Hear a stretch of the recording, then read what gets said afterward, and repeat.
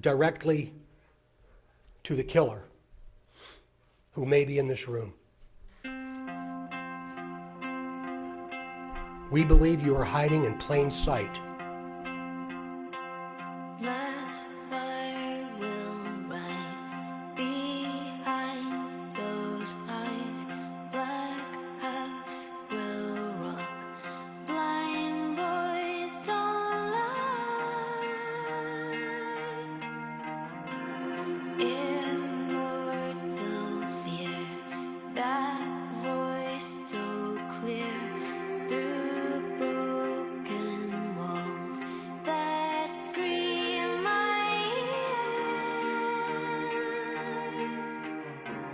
Cry, little sister. Come to your brother. Unchain me, sister. Love is with your brother.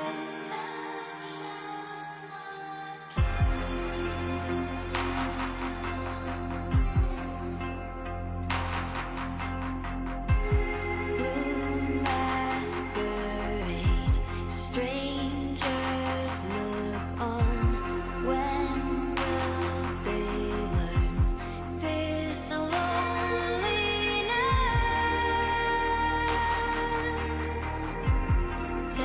Temptation heat beats like a drum deep in your veins. I will not lie. Cry, little sister. Come to your brother.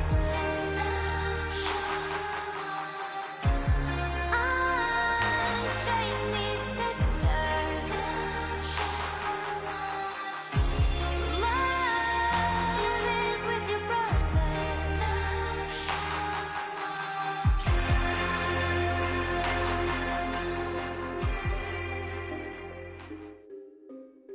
There are literally countless rumors that have surrounded the Delphi double homicide case for years that just won't seem to go away. Some of them seem more plausible than others, but the very fact that they have persisted as long as they have does seem to warrant at least considering them.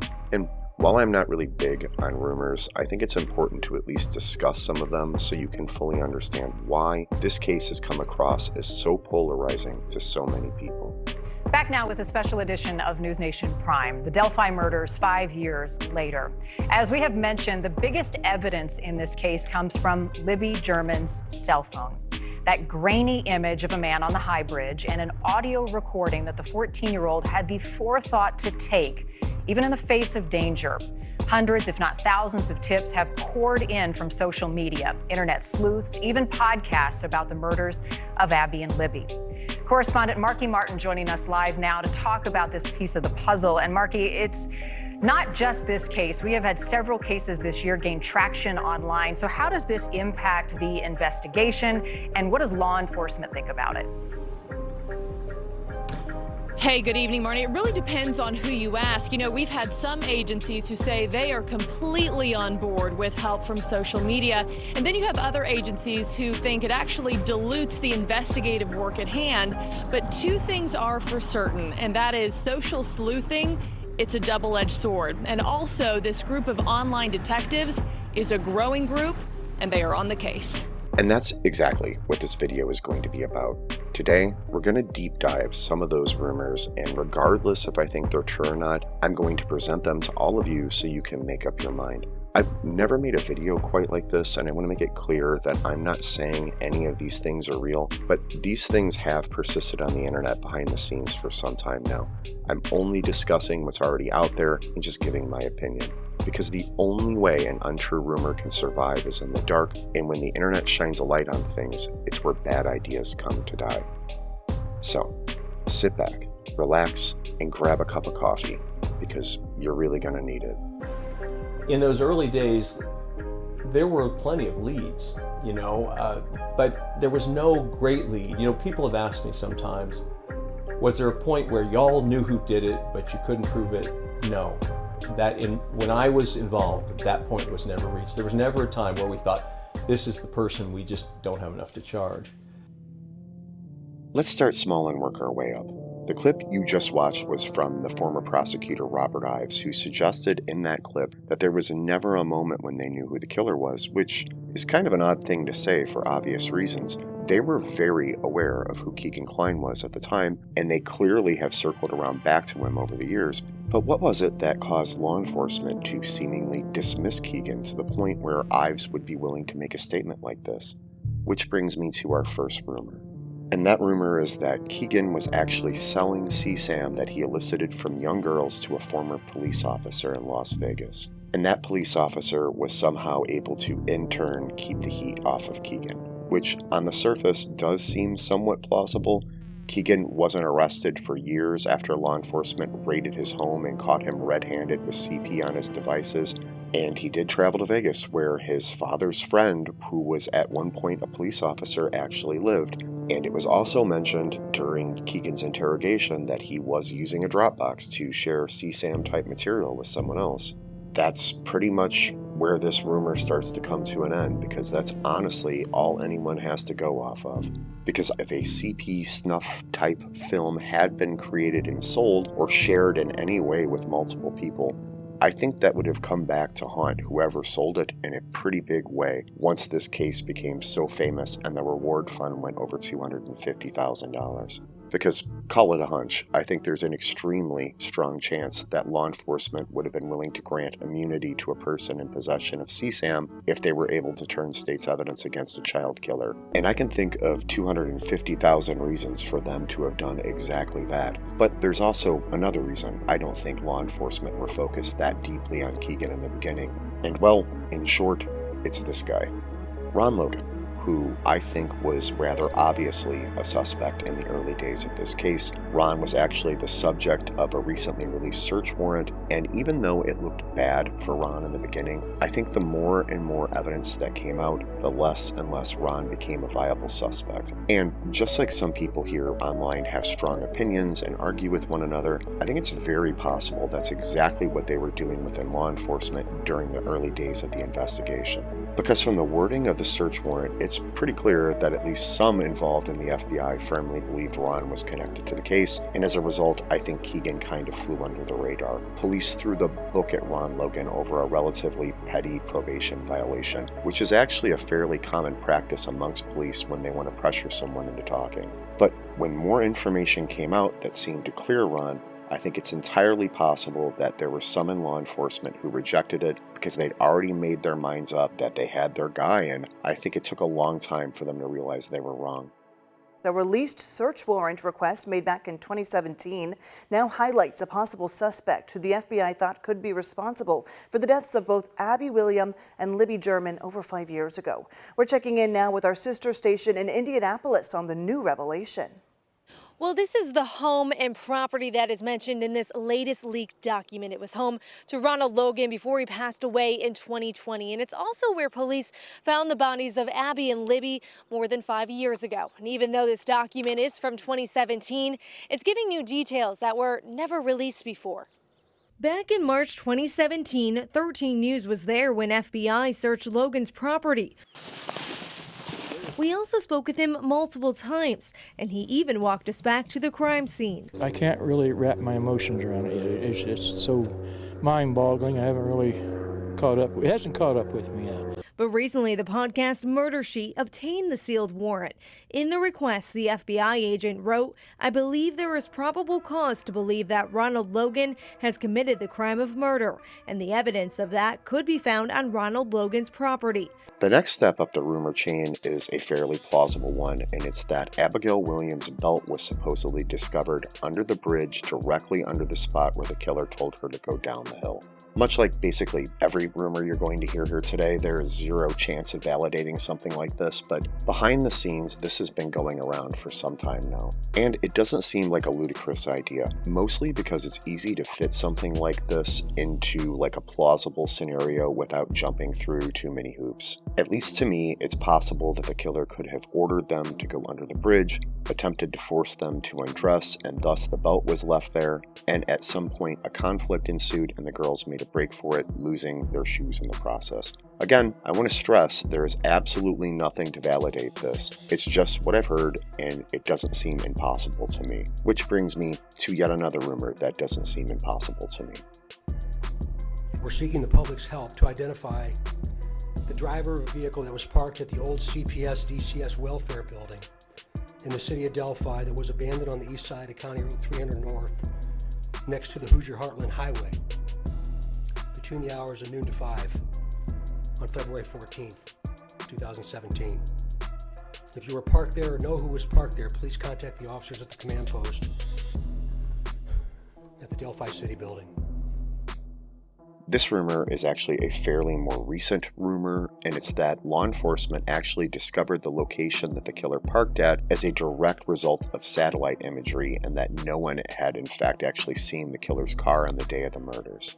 Now, the problem with this is that a person who actually claimed they saw the vehicle on the day of the murders was communicating with and actually called into the show Gray Hughes Investigates and discussed what little information he could reveal to the public. Now, I believe it actually may have came up later, though, that this person had actually seen a different vehicle, so this rumor, if true, I mean, it could explain a lot. Because while it's true that someone knowing what car was there on the day of the murders would allow police to more easily filter through the leads they were getting, the type of leads they would get from someone driving past this car, they don't exactly strike me as the type that they would want to filter through. If law enforcement knew the exact make and model of the car, I just can't imagine they wouldn't have released that type of information to the public, because what type of information they could have gained would have far outweighed the issue of filtering through bad leads. It's a fairly common practice for law enforcement to release information about a suspect vehicle to the public. It happens all the time. It just, for whatever reason, didn't happen in the Delphi case.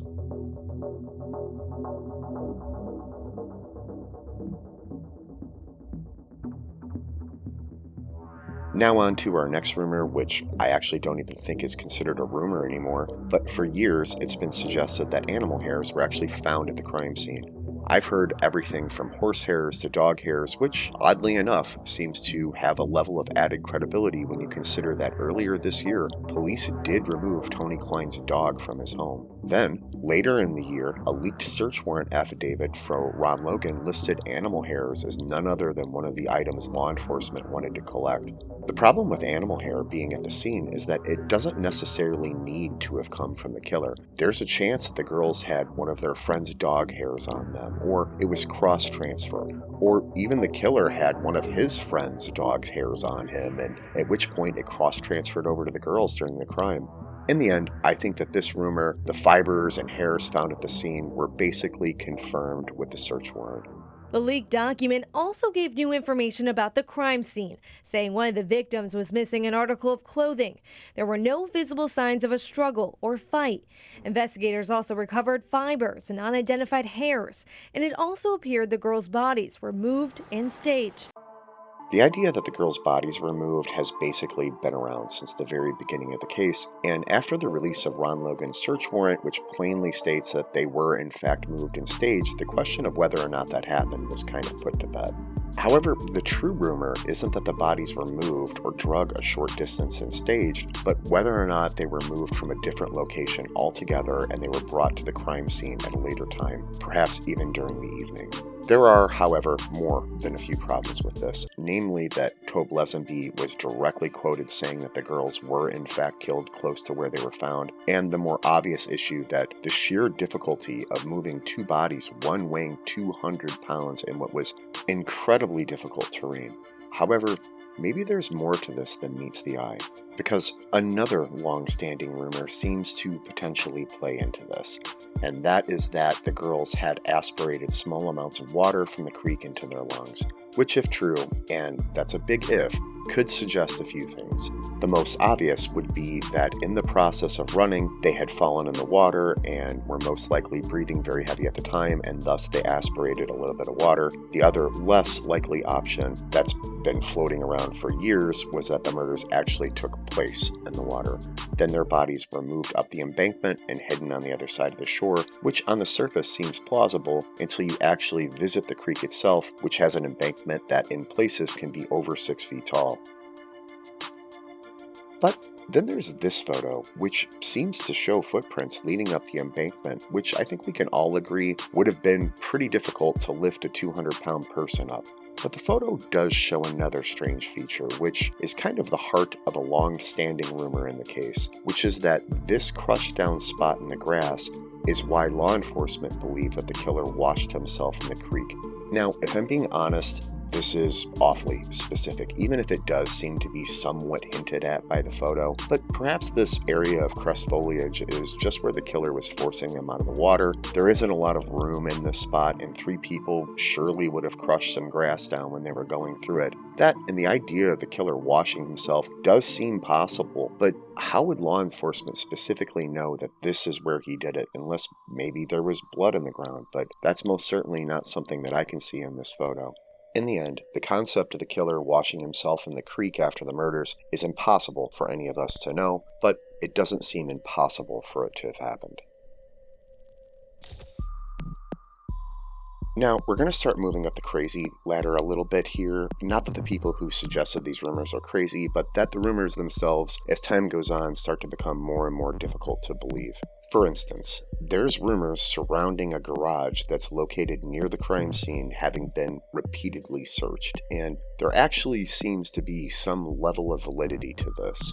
Now, don't get me wrong, that doesn't mean any of this is true, but I actually have spoken to locals who swear up and down that a nearby garage was the subject of multiple searches by law enforcement. And yet, even though I've looked, I've never found anything conclusive that could verify this. In the end, if it's true, all this really does is seem to find even more ways to raise even more questions, namely, why? Why on earth would a garage have been so important that law enforcement would have searched it multiple times?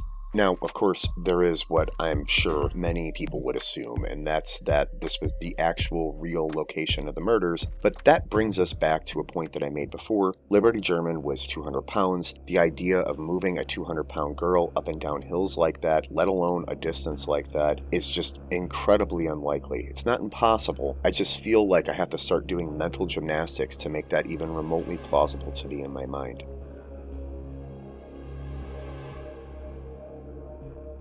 Continuing up the ladder here, the next rumor is a really controversial one, but it's stuck around for a long time, and it's that the killer actually abandoned his vehicle at the CPS building. The idea being that the vehicle was either stolen or that it was purchased and never registered and they used a fake paper plate. One of the main points made by those who think that there might actually be truth to this rumor is this comment made by Doug Carter during the 2019 press conference. We're seeking the public's help to identify the driver of a vehicle that was parked at the old CPS DCS welfare building in the city of Delphi that was abandoned on the east side of County Road 300 North. In the city of Delphi that was abandoned on the east side of County Road 300 North. Now, directly after that press conference, law enforcement clarified this statement by saying Doug was actually referring to the CPS building as being abandoned and not the vehicle. However, not long after that clarification, Channel 4 News reporter Kelly Reinke aired this. Kelly Reinke joins us live now from Delphi, a community still reeling more than 2 years after the murders. Kelly.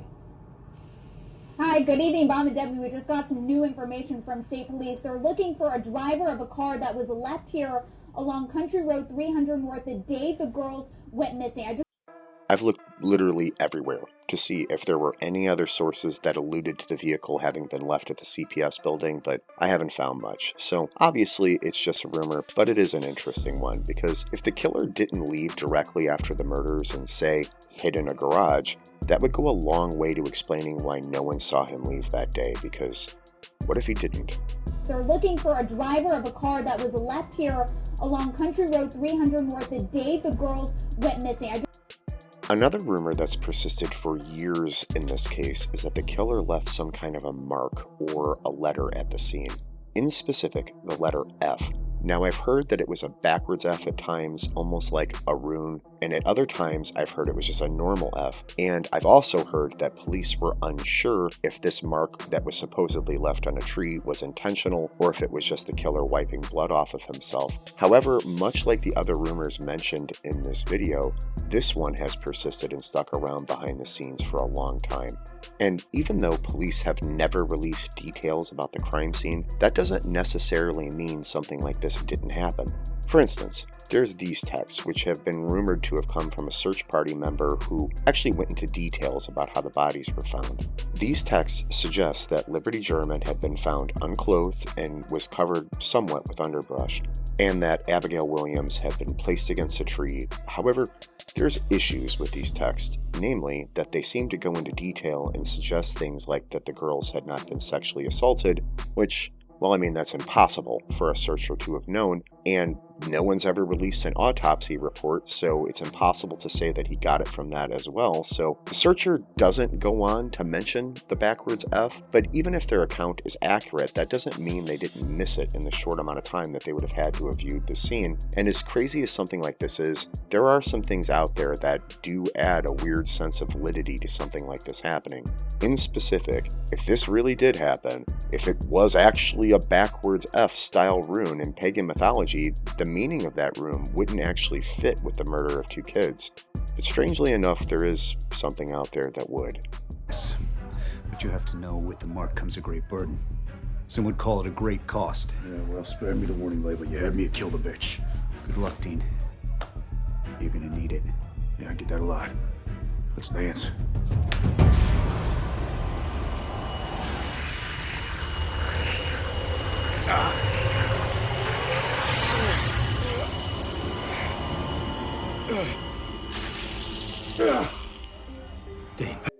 In the television show Supernatural, this backwards F-style rune is called the Mark of Cain, and it could give the person marked with it immense power.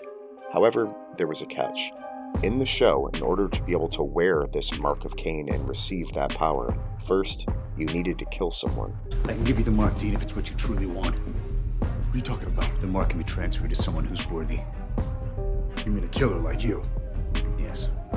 As ludicrous as something like that sounds to all of us, and trust me, I get it, it sounds ludicrous to me as well, in the end, we can't forget we're talking about a psychotic person here, and in the past, similar killers have done and believed some pretty insane things.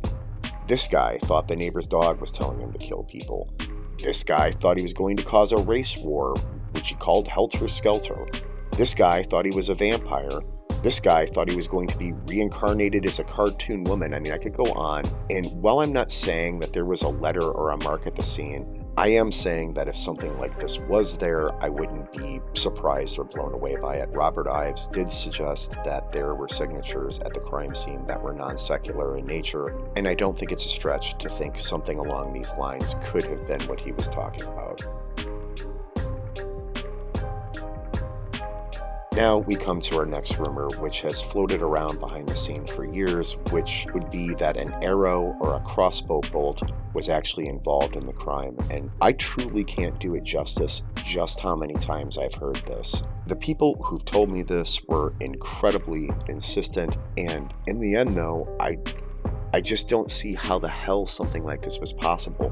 That's definitely not to say something like this didn't happen, but I mean, I'm fairly sure people would have noticed a dude covering his face waltzing down the path with a crossbow, but again, this rumor has been a very, very real thing behind the scenes for a very long time now, so make of it what you will, but I will say that this has been brought to me by numerous people who were independent of one another, and I don't know what to think about it.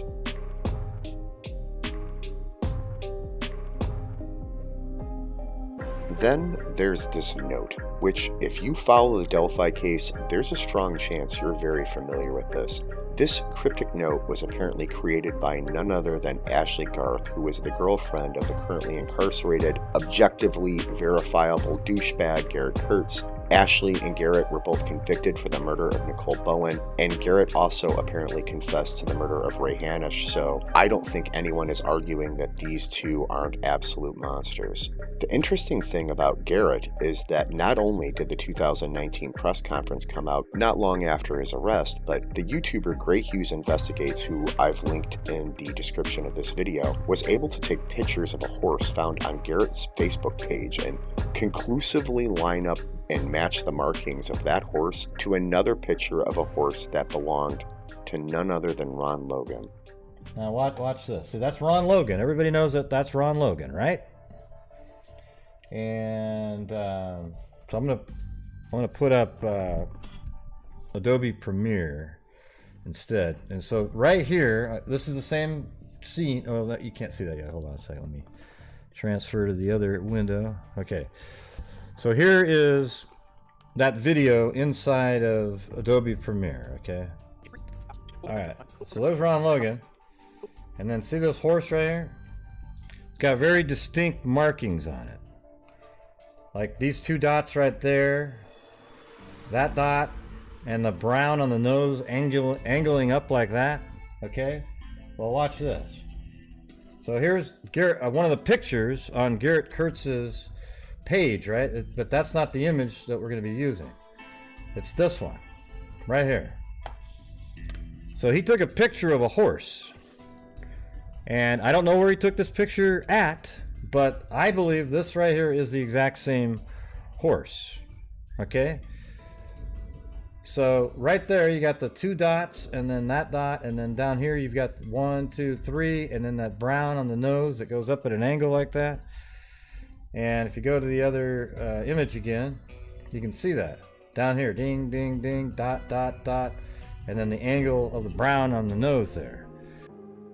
Which is just insane to me, because what are the odds of Ron having had 2 double homicide killers on his property in the span of only a few years? So when people are suspicious of Garrett or Garrett's crew of drug addict wannabe gangsters, I understand why they feel the way that they do. But as time has gone on here, all of the information that's come out doesn't seem to line up with Garrett or his friends. Delphi and its surrounding area doesn't have a ton of people living there, so Garrett actually having a connection to Ron because Ron had horses and Garrett loved horses, it makes sense to me. And it seems completely plausible to me that Garrett Kurtz and Ashley Garth, 2 imprisoned murderers, known liars and manipulators, very easily could have been pretending to have more information about Delphi solely so they could try to cut a deal with the state.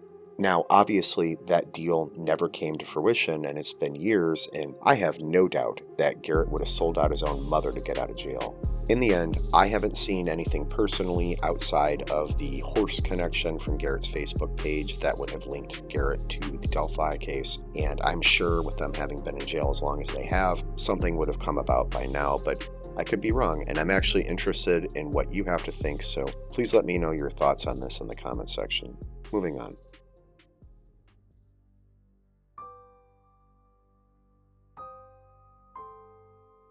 Lastly, there is what is, at least to me, the single most infamous rumor of them all, and that would be, well, the dolls, which I actually considered not including in this video, but it's definitely out there, so I'm going to discuss it. I want to make it clear that I'm not criticizing the person who is out there saying this. I'm not criticizing anyone of any opinion that they've had. I'm just merely talking about what these things are and if I think they're plausible or not. And I have heard this a long time ago. I've known this and I've never put it in a single video, and man, it's creepy. Basically, a person who claimed to be a member of the search party said that numerous dolls and crosses were at the crime scene. And I am not calling them a liar in this video, but I was actually able to take this information to someone who had the ability to communicate with someone directly involved in the investigation, and that person told me that this rumor was not true. Now, maybe law enforcement just didn't want this information to be out there, but this was kind of all behind the scenes stuff, and they categorically denied that any of this was real. We'll be able to one day tell you what we know and why we didn't release it. We don't want to show our hand. We don't want to show the complete picture of what we know versus what we think. We have to be very, very careful there. Remember, it's easy to give an opinion if you don't understand the factual basis for what we've done and why. And I don't mean that in a critical sense, but we have to protect the integrity of what we know. I'm probably one of the few skeptically minded YouTubers that doesn't think it's a bad idea to discuss rumors, because to me, the problem isn't really with the rumors themselves. Rumors are always going to surround true crime cases, but more often than not, that mystery tends to bring attention to cases that sometimes really need it. The actual problem is when those rumors are presented as facts, which actually happens a lot in true crime, and it might seem like a small distinction, but it's an important one. Because without actual evidence, rumors are meaningless. Not discussing those rumors sometimes tends to give them more power, but when we're able to have an open discussion in a civil way, the internet is where rumors and pseudoscience and bullshit come to die. So, in closing, go nuts. Discuss your opinions, present your thoughts, brainstorm, be open to new ideas. It's all fair so long as theories are presented as theories and not facts. And perhaps most importantly, be open-minded to people responding to those ideas or being critical of them, because otherwise your theories just exist in an echo chamber filled only with the people who agree with you. Any good theory or rumor or idea should be able to stand up to criticism, because if it can't, it's not a good one. And with that being said, thank you so much for watching.